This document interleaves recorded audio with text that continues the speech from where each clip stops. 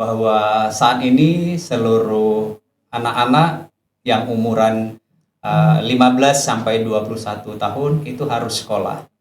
Kalau misalnya kalian atau ada teman kalian yang belum bersekolah di SMA reguler, maka SMA terbuka ini menjadi alternatif. Bisa saja nanti kegiatan pembelajarannya lebih fleksibel, tetapi niatnya bahwa kita ingin menambah pengetahuan, menambah ilmu pengetahuan, sekali lagi kemudian menambah keterampilan dan lain-lain, supaya bisa menjadi bekal untuk kehidupannya di masa depan. Begitu. Nah, untuk itu kepada sahabat Edu, sekali lagi tolong informasikan dengan kawan-kawannya yang mungkin saat ini belum bersekolah. Ini adalah kesempatan yang sangat baik untuk menyambut masa depan yang lebih baik.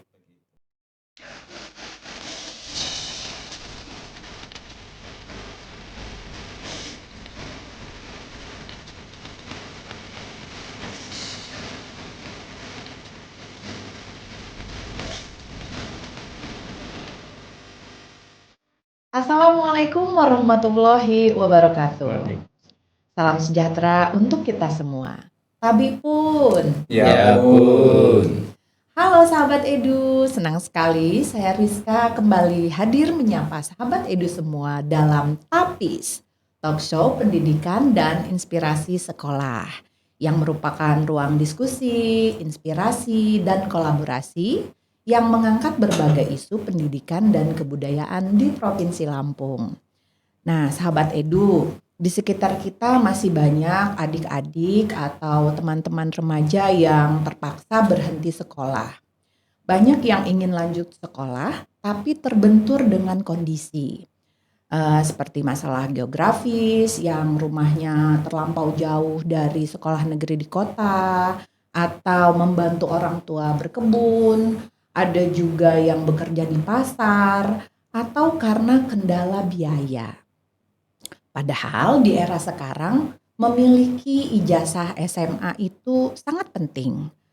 Nah, tapi kabar baiknya nih, pemerintah Provinsi Lampung melalui Dinas Pendidikan dan Kebudayaan Provinsi Lampung baru saja merilis solusi super keren untuk menekan angka putus sekolah ini. Mulai tahun ini pemerintah Provinsi Lampung resmi membuka pendaftaran SMA terbuka.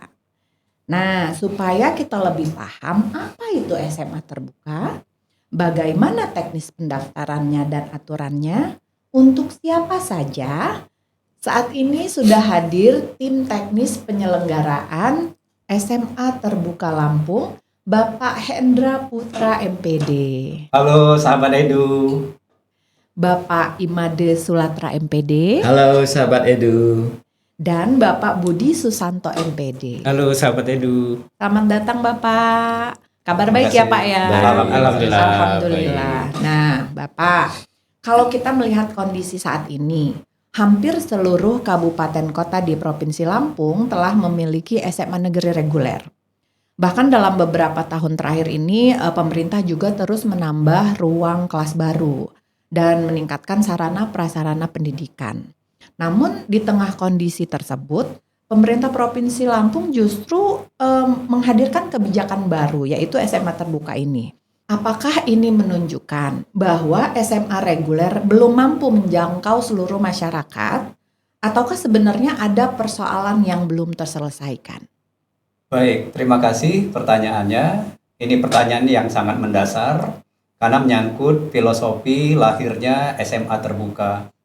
Harus kita sadari bahwa persoalan saat ini di Provinsi Lampung itu bukan terletak di jumlah bangunan sekolahnya, tetapi yang menjadi masalah kendala itu adalah sistem layanannya.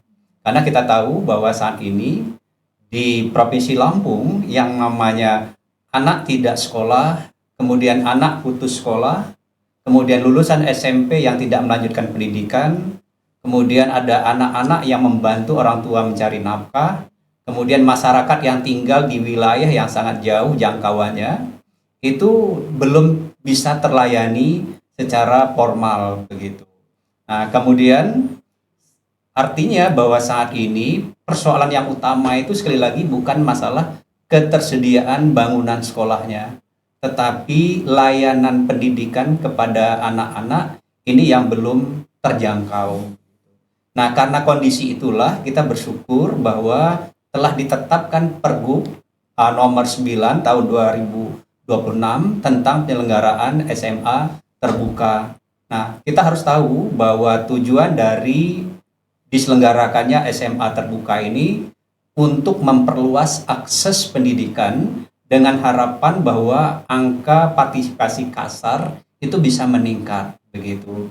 Nah, kemudian perlu dipahami juga bahwa penyelenggaraan sekolah atau SMA terbuka ini dimaksudkan untuk menurunkan anak tidak sekolah di Provinsi Lampung, kemudian harapan nanti tidak ada lagi anak-anak yang tidak mendapatkan layanan pendidikan begitu. Khususnya untuk segmen anak-anak yang berumur di antara 15 sampai 21 tahun. Nah, Bapak, mengapa pemerintah lebih mengutamakan anak tidak sekolah atau anak putus sekolah? Ya, baik. Nah, sebagaimana dijelaskan di sebelumnya bahwa memang anak-anak yang putus sekolah, kemudian ada yang anak tidak sekolah, itu kan karena beberapa kendala, ada kendala ekonomi, ada mereka harus membantu orang tua bekerja.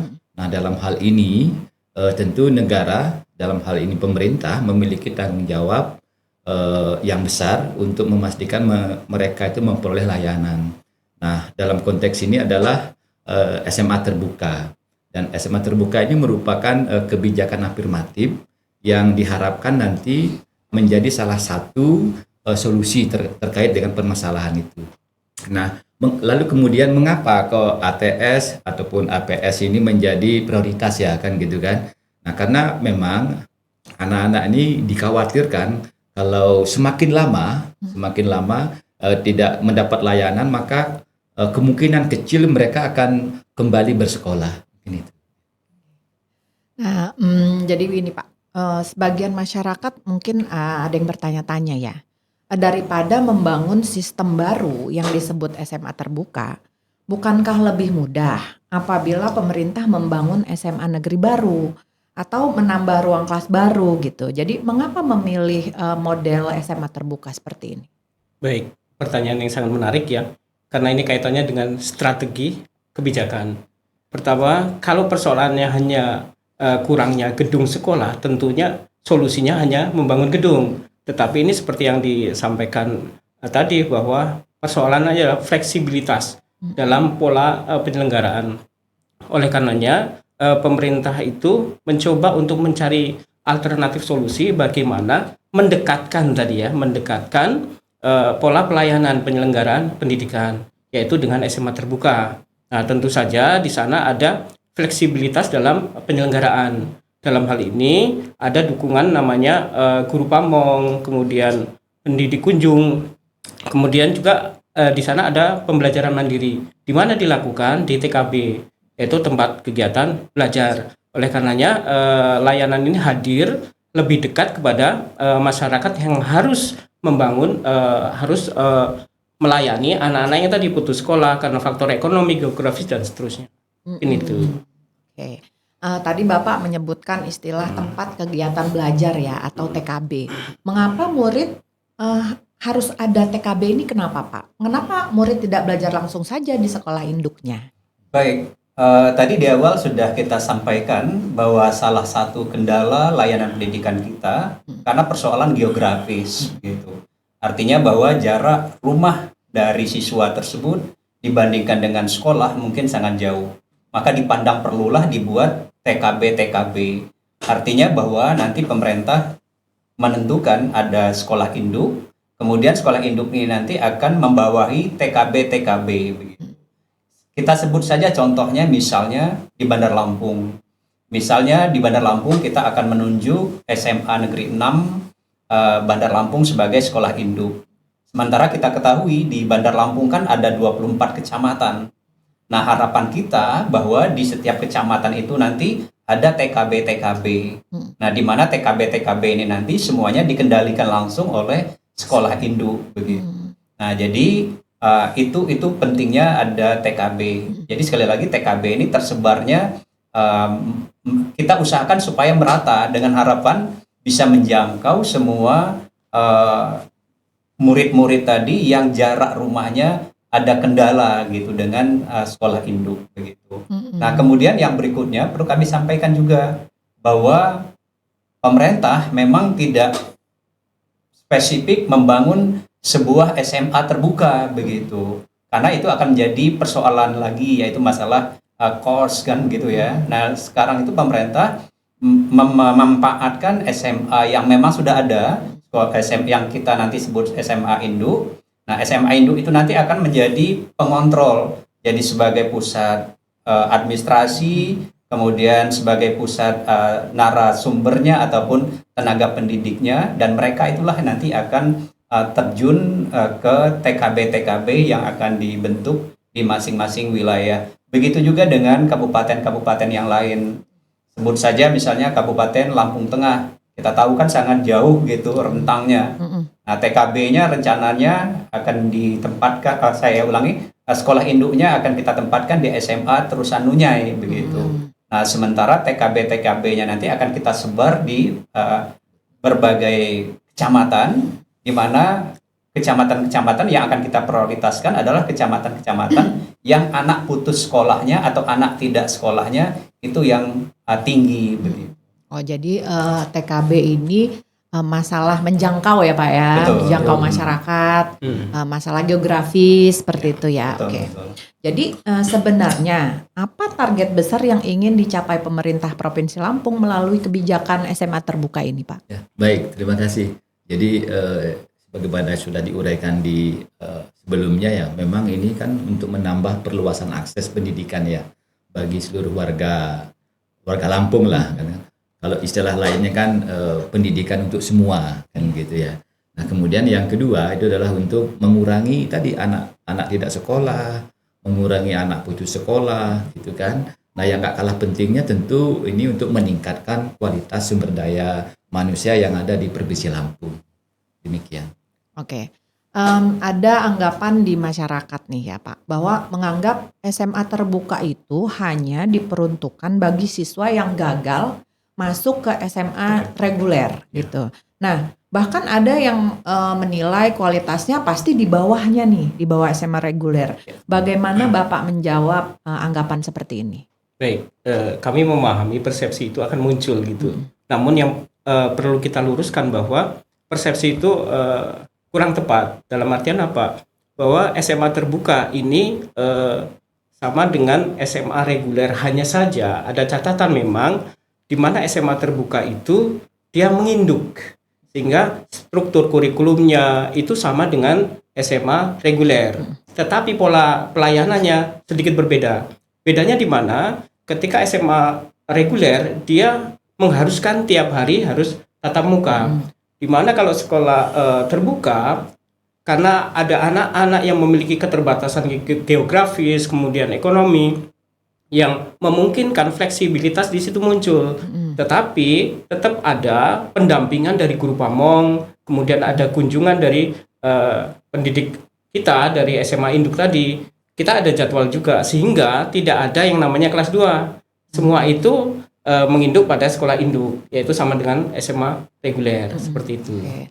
Nah, ini tentang fleksibilitas tadi ya. Salah satu tantangan pembelajaran fleksibel itu kan kedisiplinan belajar ya Pak. Banyak murid itu justru gagal bukan karena tidak mampu mengikuti gitu, tapi karena kehilangan motivasi. Nah, bagaimana pemerintah mengantisipasi hal ini dalam penyelenggaraan SMA terbuka? Baik, ini memang menjadi tantangan yang sangat besar begitu. Kita harus tahu sebenarnya bahwa SMA terbuka ini tidak hanya akan mengandalkan belajar mandiri, tetapi seperti yang sudah disebutkan tadi, kita mengenal nanti ada guru pamong, kemudian kita mengenal guru kunjung begitu. Nah, guru pamong nanti akan punya tanggung jawab, dia betul-betul mengkondisikan murid-murid kita di TKB-nya masing-masing untuk memberikan motivasi, arahan dan lain-lain begitu. Jadi secara psikologis guru pamong itu akan menyiapkan dan akan mengawasi bahwa mereka betul-betul punya tanggung jawab. Nah, kemudian nanti proses pembelajarannya nanti akan dibantu oleh guru kunjung. Tadi sudah disebutkan bahwa guru kunjung itu adalah guru-guru yang dipersiapkan dari sekolah induk gitu. Nah, guru-guru ini tentunya melibatkan seluruh mata pelajaran, kemudian tentunya sudah dibekali juga dengan kurikulum, sehingga nanti ketika guru kunjung itu hadir di TKB, tentunya sudah punya kompetensi yang tinggi dengan harapan dia bisa memberikan motivasi kepada anak-anak tadi, sehingga anak-anak tadi mudah-mudahan tidak akan gagal gitu di dalam mengikuti proses pendidikan di SMA terbuka ini. Mudah-mudahan tidak kehilangan motivasi tadi ya Pak ya, Betul. untuk tetap fokus gitu ya. Nah ini ada juga anggapan bahwa kalau pembelajarannya lebih fleksibel, tentu kualitasnya akan berbeda gitu dengan SMA reguler. Bagaimana pemerintah menjamin bahwa lulusan SMA terbuka ini tetap memiliki kompetensi yang setara dengan SMA reguler? Oke, baik. Ini memang pertanyaan yang menjadi pusat perhatian pemerintah ya. Fleksibilitas bukan berarti bebas ya, gitu kan. Nah, di SMA terbuka ini juga menerapkan kurikulum yang sama dengan sekolah reguler lainnya. Capaian pembelajarannya, termasuk juga penilaian asesmen yang digunakan juga sama, gitu kan. Nah, kemudian dari sisi lain, sebagaimana disampaikan sebelumnya, guru kunjung itu adalah guru yang ditugasi dari sekolah induk yang akan mendampingi anak-anak selama pembelajaran tatap muka. Jadi justru fleksibel ini diharapkan supaya murid yang memiliki keterbatasan tadi, yang mereka harus membantu orang tuanya bekerja gitu kan dan lain sebagainya, itu dengan adanya pembelajaran mandiri dan tatap muka yang terbatas itu bisa mereka mencapai kompetensi sehingga nanti diharapkan lulus sebagaimana mestinya. Nah Pak, ada juga pertanyaan dari masyarakat nih ya, masalah fleksibel itu tadi. Kalau mendengar istilah SMA terbuka, banyak yang mengatakan kalau memang fleksibel terus kan udah ada paket C. Nah gitu. Sebenarnya apa yang membedakan SMA terbuka dengan paket C nih Pak? Siap. Itu memang perlu diluruskan bahwa sebenarnya SMA terbuka dan paket C itu memiliki tujuan yang sama. Apa itu tujuan yang sama? Yaitu memberikan kesempatan belajar. Tetapi kalau kita berbicara terkait dengan paket C, itu merupakan pendidikan kesetaraan. Tetapi ketika kita berbicara SMA terbuka, ini pendidikan formal. Pendidikan formal yang kemudian dia menginduk ke sekolah reguler. Nah, di mana status muridnya? Status muridnya juga ikut dalam SMA reguler dan dia diakui di Dapodik, sehingga nanti ke depannya mereka dapat legalitas juga dari SMA reguler. Nah, di sana pendampingannya pun didampingi oleh guru-guru dari SMA induk, yaitu SMA reguler itu. Sehingga memang kalau tujuannya sama, tetapi polanya kalau paket C itu merupakan pendidikan kesetaraan, kalau di SMA terbuka merupakan pendidikan formal yang menginduk pada sekolah reguler, seperti itu. Oke, berarti kan kurikulumnya sama. Nah, kalau kurikulumnya sama, bagaimana dengan proses penilaiannya? Apakah murid SMA terbuka itu mengikuti sistem evaluasi yang sama persis dengan murid SMA reguler, Pak? Ya, benar sekali bahwa di SMA terbuka pun sistem penilaiannya itu sama seperti di SMA reguler. Kalau di SMA reguler mengenal ada asesmen formatif, tentunya di SMA terbuka juga mengenal asesmen formatif. Kemudian kalau di SMA reguler mengenal ada namanya asesmen sumatif, di SMA terbuka juga demikian. Termasuk kebijakan pemerintah yang menyangkut masalah asesmen juga akan berlaku yang sama. Kalau di SMA reguler mungkin nanti kita mengenal ada ANBK begitu ya. Kemudian nanti ada TKA, maka di SMA terbuka pun akan mendapatkan asesmen yang serupa. Berarti perlakuannya sama ya Pak ya, cuma Betul. beda di fleksibilitas tadi ya Di Pak ya. masalah fleksibelnya, kemudian di sistem kegiatan pembelajarannya, ada perbedaan, tetapi secara keseluruhan ada kesamaan. Oke. Nah, tadi ada disebutkan istilah guru pamong dan pendidik kunjung. Ya, mengapa harus ada dua peran ini, Pak? Iya, justru inilah yang menjadi kekasan ya, kekasan SMA terbuka yang tidak ada di SMA reguler gitu ya. Nah, kalau guru pamong ini kan berperan sebagai mendampingi murid di TKB, di tempat kegiatan belajar yang tadi berada di yang didekatkan dengan domisili murid-murid yang ada kan gitu kan. Yang nanti tugas dia antara lain mendampingi, kemudian nanti memotivasi murid.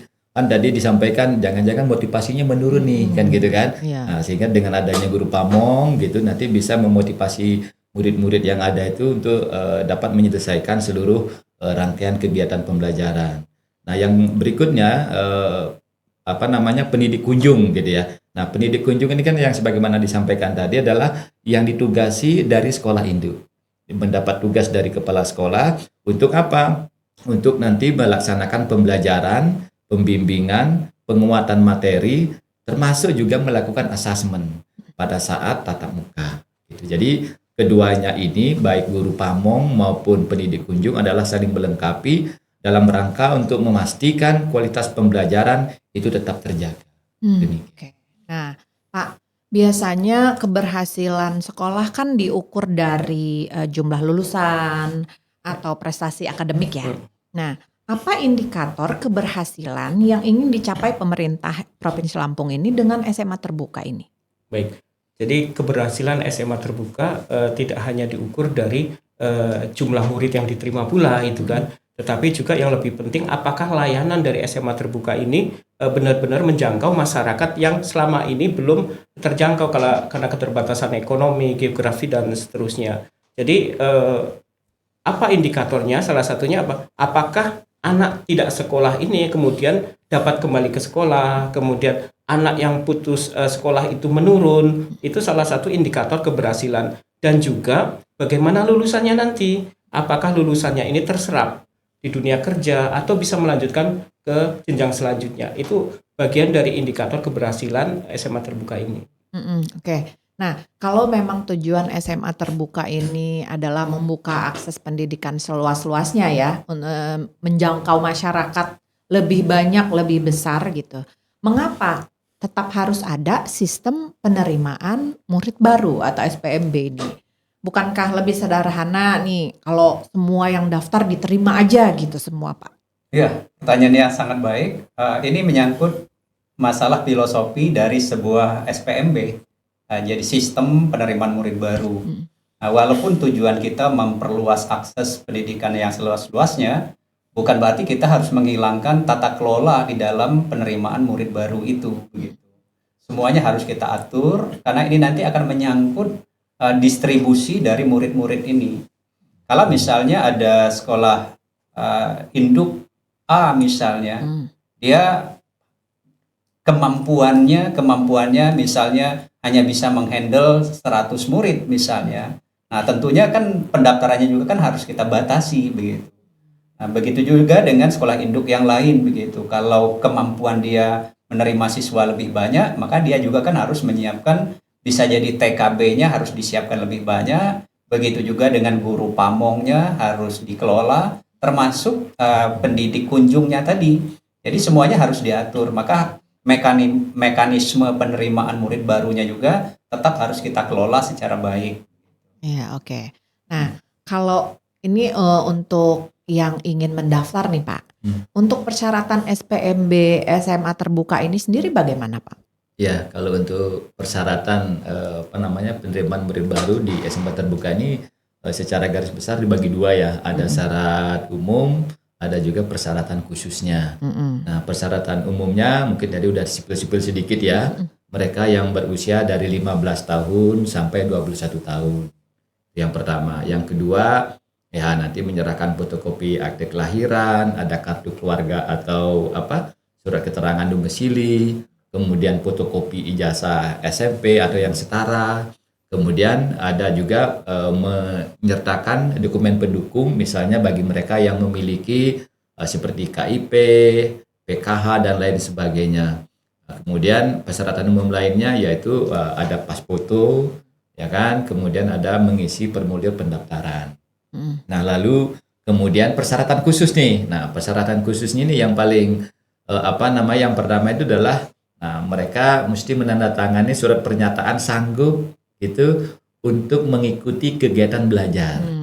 Gitu kan. Jadi kan kegiatan belajarnya fleksibel, mandiri, ada tatap muka terbatas kan gitu kan. Kemudian yang kedua, nanti pada saat pendidik kunjung datang dia melaporkan hasil belajarnya, perkembangan belajarnya.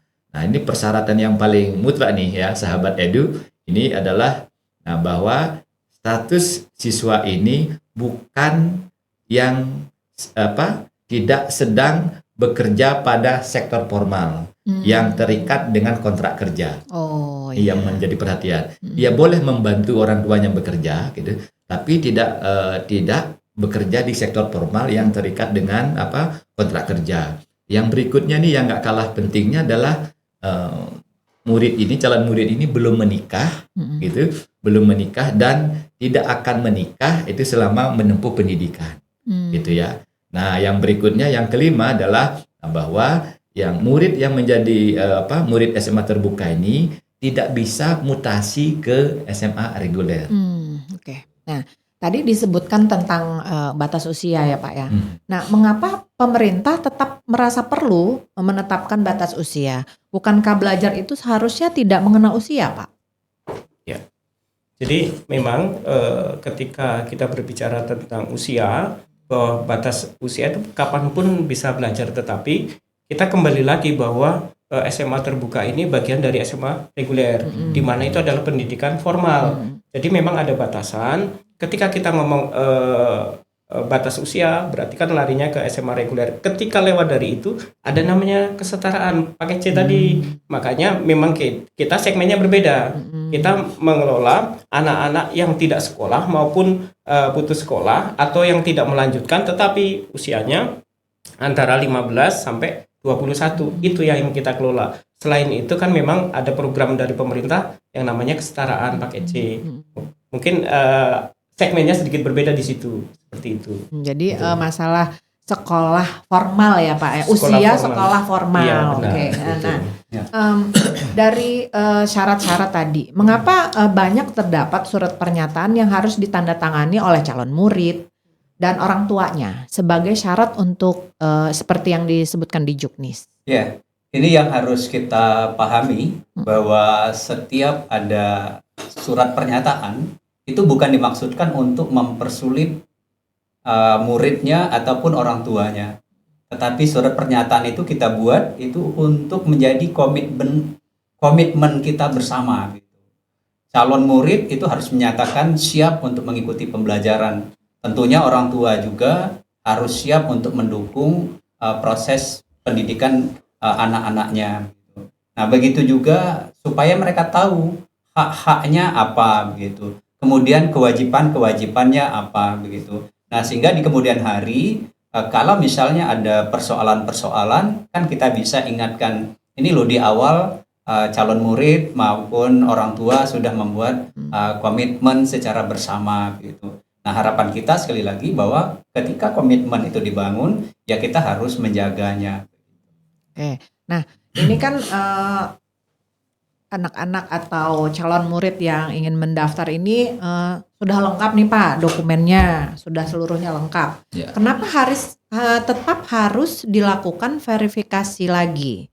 Bukannya itu jadi memperpanjang proses ya Pak? Ya baik, ya. Sebetulnya tidak memperpanjang, ini adalah dalam rangka untuk memastikan gitu mereka yang masuk di SMA terbuka ini memang sesuai dengan kebijakan afirmatif yang dilaksanakan oleh pemerintah kita. Sebagai contoh misalnya katakanlah dokumen yang disertakan fotokopi sebagai persyaratan tadi, salah satu contohnya kan ijazah ya, ijazah SMP atau yang sederajat.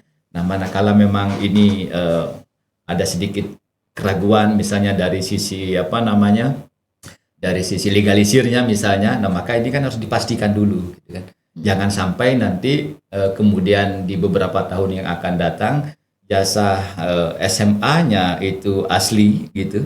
Asli kan. Ternyata pendidikan sebelumnya belum pasti. Oh iya. Kan gitu kan. Ada Ya. yang memanipulasi data Nah, seperti itulah ya Pak. kita ya? khawatirkan Iya. seperti itu, seperti itu. Nah, sehingga memang betul-betul kita pastikan yang berhak mengikuti ini ya sesuai dengan kebijakan pemerintah. Oke. Sekarang kita ke pertanyaan yang paling banyak ditanyakan oleh orang tua atau wali calon murid yang berminat untuk mendaftarkan anaknya ke SMA terbuka ya Pak ya, tentang jadwal.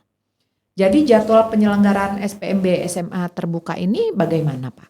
Baik, sahabat Edu, ketika sahabat Edu ini tertarik dengan pola penyelenggaraan SMA terbuka, harus tahu nih jadwal-jadwal penting. Nah, mulai besok Senin nih, tanggal 20 Juli sampai 13 Agustus 2026, itu sudah bisa dilakukan pendaftaran.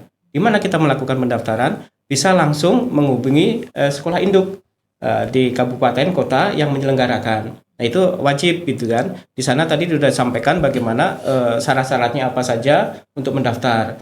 Kemudian bisa jadi ada beberapa sekolah yang sudah memiliki TKB, bisa ke TKB gitu. Kalau itu terlalu jauh, ataupun bentuk melalui upload berkas lewat daring jika sekolah induk gitu atau sekolah sebagai tempat penyelenggara itu menyediakan lewat daring gitu ya. Kemudian ada tahap selanjutnya setelah pendaftaran, yaitu seleksi. Seleksi itu yang tadi disampaikan, ketika pendaftarannya melampaui jumlah kuota, ada seleksi di sana. Itu kapan seleksi itu dilaksanakan? Itu tanggal 13 Agustus 2026. Kemudian kapan pengumumannya? Pengumumannya itu tanggal 14 Agustus 2026. Kemudian di tanggal itu pula itu bisa langsung melaksanakan daftar ulang tanggal 14 sampai 15 Agustus 2026. Kemudian dilanjutkan kalau sudah diterima, itu nanti ada namanya MPLS juga. MPLS itu dicatat insya Allah tanggalnya tanggal 19 sampai 21 Agustus 2026. Mulai belajarnya tanggal 24 Agustus 2026. Itu sahabat Edu perlu dicatat tanggal-tanggal penting tadi gitu. Oke. Nah, ya Pak? Kemudian perlu ditambahkan Iya. dari penjelasan tadi ini yang sangat penting juga, yaitu sekolah induknya. Ah. Nah, ini kan belum disampaikan sekolah induknya. Ah, ah. Nah, untuk tahun pelajaran 2026-2027, insya Allah kita akan menyelenggarakan di 15 SMA induk. Nah, SMA induknya itu kami sebutkan saja. Yang pertama SMA 6 Bandar Lampung, kemudian SMA Negeri 1 Jati Agung, SMA Negeri 1 Kalianda, SMA 1 Terusanunyai, SMA 1 Kalirejo, SMA 1 Batanghari, kemudian SMA 1 Waijepara, SMA 1 Padang Cermin, SMA 2 Pringsewu, SMA 1 Banjar Agung, SMA 1 Kota Agung, SMA 1 Kota Bumi, SMA 1 Baradatu, SMA 1 Liwa, dan SMA Negeri 1 Tulang Bawang Tengah. Nah, jadi ada 15 gitu sekolah induknya. Dan Gitu. tersebar di beberapa kabupaten kota Betul, seprovinsi Lampung ya Iya, Pak. Betul, Oke. ya. Nah ini dari pendaftaran sampai daftar ulang semuanya gratis ya Pak ya? Ya. Oke. Nah, pemerintah justru menegaskan ini tidak dipungut biaya ya Pak ya? Benar. Benar, Jadi benar. betul, karena salah satu hambatan terbesar saat ini di dunia pendidikan kita itu adalah faktor ekonomi. Nah, sehingga dari awal pada saat pendaftaran, kemudian sampai pun pelaksanaannya nanti, itu semuanya tidak dipungut biaya. Nah, sehingga harapannya bahwa tujuan kita untuk memperluas akses pendidikan itu bisa betul-betul bisa tercapai, dan sekali lagi tanpa dipungut biaya sama sekali. Oke, gratis ya Pak ya? Betul. Oke. Nah, untuk penentuan daya tampung dan kriteria prioritas seleksinya sendiri itu bagaimana Pak? Ya, baik. Nah, ini untuk menarik sekali nih untuk daya tampung ya, gitu kan. Nah, jadi daya tampung untuk masing-masing sekolah induk yang disebutkan sebelumnya ada 15 sekolah induk tadi. Nah, yang pertama ketentuannya begini, minimal dia dalam satu sekolah induk itu setiap ruangan, setiap rombel itu minimal 20 orang. Nah, ini muridnya yang daftar. Kalau kurang dari 20, maka diharapkan sahabat Edu mengajak teman-temannya yang lain untuk mengikuti atau belajar di SMA terbuka. Kemudian, nah daya tampung yang paling banyak itu adalah sama dengan jumlah rombongan belajar kelas 10 saat ini. Nah, sebagai contoh misalnya tadi di SMA 6 Bandar Lampung ya, daya tampung yang kelas 10-nya yang reguler misalnya 10 kelas. Gitu ya, 10 rombongan belajar, maka maksimal rombongan belajar yang SMA terbuka ini sejumlah itu. Sejumlah 10 rombel juga paling banyak gitu. Nah, oleh sebab itu makanya yang berikutnya ada kriteria prioritas yang diterima. Demikian kan? Nah, jadi misalnya apa yang diprioritaskan yang level pertama tentu anak yang tidak sekolah. Di data dulu anak yang lulus SMP yang memang belum pernah sekolah. Artinya dia putus tidak sekolah gitu. Kemudian yang kedua adalah prioritas yang kedua adalah anak yang putus sekolah. Apa yang anak putus sekolah ini? Ada anak yang dia sebetulnya sudah pernah sekolah. Misalnya udah pernah kelas 10, tetapi karena kendala tertentu, misalnya ekonomi, mungkin jarak terlalu jauh dan lain sebagainya, akhirnya berhenti. Artinya anak putus sekolah ini yang prioritas yang kedua. Nah, baru yang ketiga adalah lulusan SMP atau yang sederajat yang belum melanjutkan. Misalnya yang lulusan baru kemarin yang belum melanjutkan. Nah, demikian. Nah, jika misalnya dari daya tampung prioritasnya ini kok sama gitu, maka persyaratan yang berikutnya adalah siapa yang daftar paling duluan, gitu, yang duluan daftar. Misalnya gini, kayak SMA 6 tadi, misalnya kan jumlah rombel kelas 10-nya kan 10, berarti paling banyak 10 dikali 36, berarti kan 360 gitu. Nah, 360. Nah, kalau dia lebih dari 360 yang berminat, nah baru yang persyaratan tadi, prioritas tadi diberlakukan. Gitu, demikian. Jadi akan tetapi kalau kurang dari itu ya sudah akan diterima semua. Demikian. Oke. Nah, ini Pak, selama ini kan masyarakat itu mengenal jalur SPMB SMA reguler itu domisili, afirmasi, prestasi, mutasi gitu. Nah, kalau di Juknis SMA terbuka ini kan berbeda Pak. Nah, kenapa seperti itu Pak? Baik. Jadi karena tujuan kedua layanan pendidikan itu memang berbeda, maka di SPMB pun berbeda pula.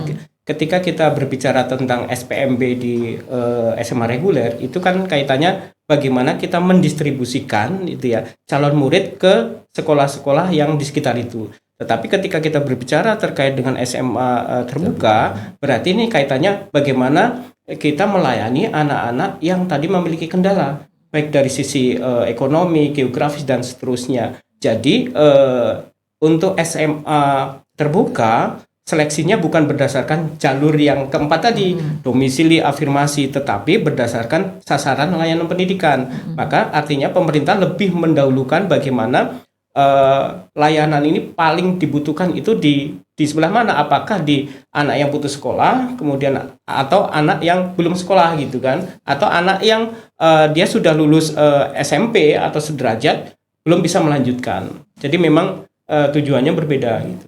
Oke, nah ini Pak ya, setiap penerimaan murid baru itu ya selalu muncul nih pikiran dari masyarakat nih ya bahwa adanya praktik titipan itu ya atau manipulasi data dari calon murid tadi. Apa jaminannya bahwa hal tersebut tidak terjadi dalam SPMB SMA terbuka ini? Iya, baik. Di dalam Juknis kan memang sudah sangat jelas kan ya, baik persyaratan, kemudian ketentuan-ketentuannya, termasuk diharuskan membuat surat pernyataan tanggung jawab mutlak gitu ya. Itu sebenarnya kita maksudkan supaya tidak ada penyimpangan-penyimpangan.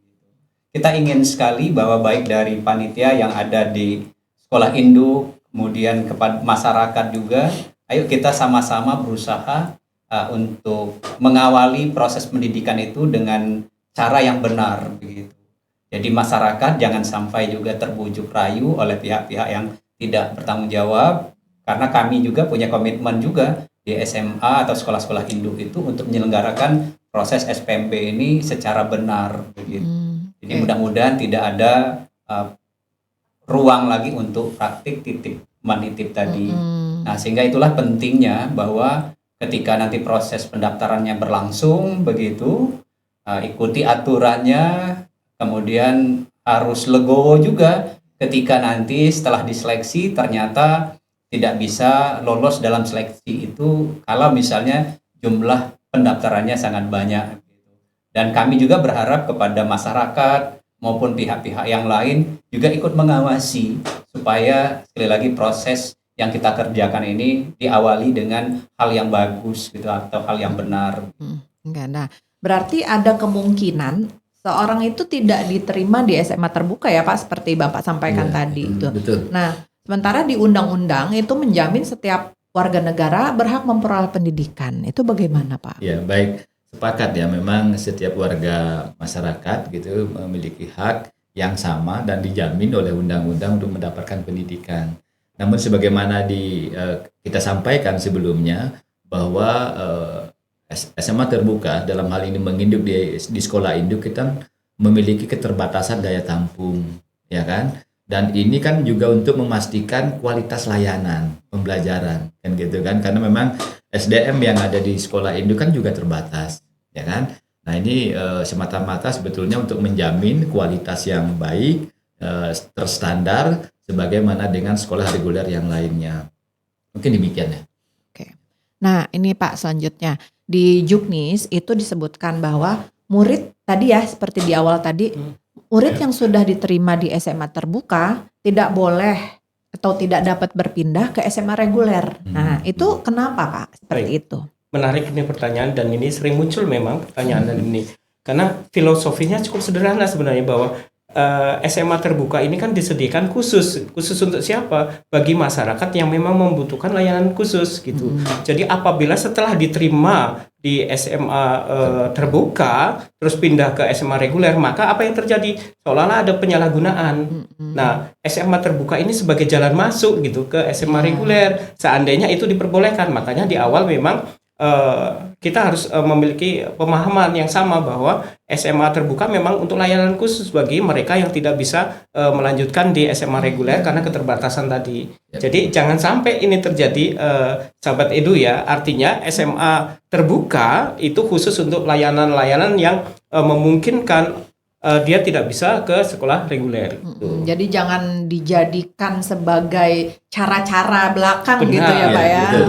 betul. Nanti juga kalau nggak masuk SMA reguler lewat tadi jalan terbuka benar gitu itu. ya. Nah itu yang perlu difahami kita bersama bahwa jangan sampai ada penyalahgunaan itu dan kita sudah menyepakati di awal gitu, tidak ada mutasi dan tidak diperkenankan dari SMA terbuka kemudian mutasi ke SMA reguler. Seperti itu. Ya jelas sekali ya Pak aturannya. Oke.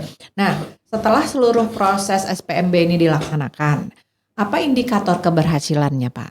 Apakah cukup dengan terpenuhinya kuota murid saja atau bagaimana? Baik, jadi indikator keberhasilan kita di dalam SPMB ini bukan hanya ditentukan terpenuhnya atau tidak masalah kuota. Indikator keberhasilan kita justru ketika murid-murid ini betul-betul bisa memanfaatkan layanan ini sehingga mereka nanti diharapkan bisa lulus dari SMA ini dengan baik dan tentunya mendapatkan bekal, kemampuan, kompetensi karena mereka akan diproses di dalam proses pembelajaran itu.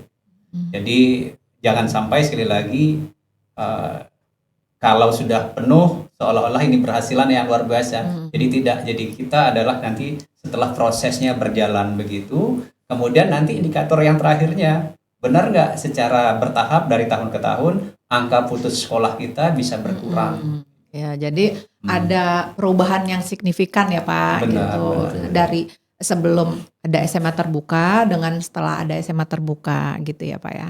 Baiklah Bapak, terima kasih atas kesediaannya meluangkan waktu di sini. Terima kasih atas penjelasan yang sangat runtut dan lengkap tentang SMA terbuka ini ya Pak. Nah, apakah ada nih Pak yang ingin disampaikan untuk sahabat Edu Pak? Silakan. Mungkin yang perlu kami sampaikan kepada sahabat Edu semuanya bahwa saat ini seluruh anak-anak yang umuran 15 sampai 21 tahun itu harus sekolah. Kalau misalnya kalian atau ada teman kalian yang belum bersekolah di SMA reguler, maka SMA terbuka ini menjadi alternatif.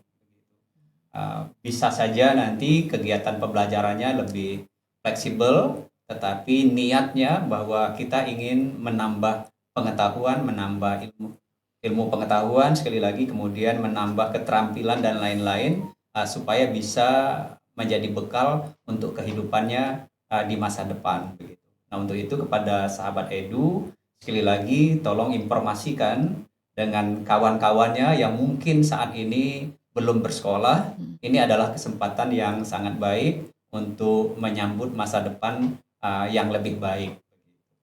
Baik, terima kasih ya Terima Pak. Oke, kasih. nah sahabat Edu, sampailah kita di penghujung acara. Semoga informasi tadi bermanfaat dan menambah wawasan sahabat Edu ya. Ingat, sekolah boleh terbatas jarak, tapi masa depan dan cita-cita kita sama sekali tidak punya batas. Terus semangat, belajar di mana saja, kapan saja, dan dengan siapa saja. Saya Rizka, pamit undur diri. Wassalamualaikum warahmatullahi wabarakatuh. Waalaikumsalam warahmatullahi wabarakatuh.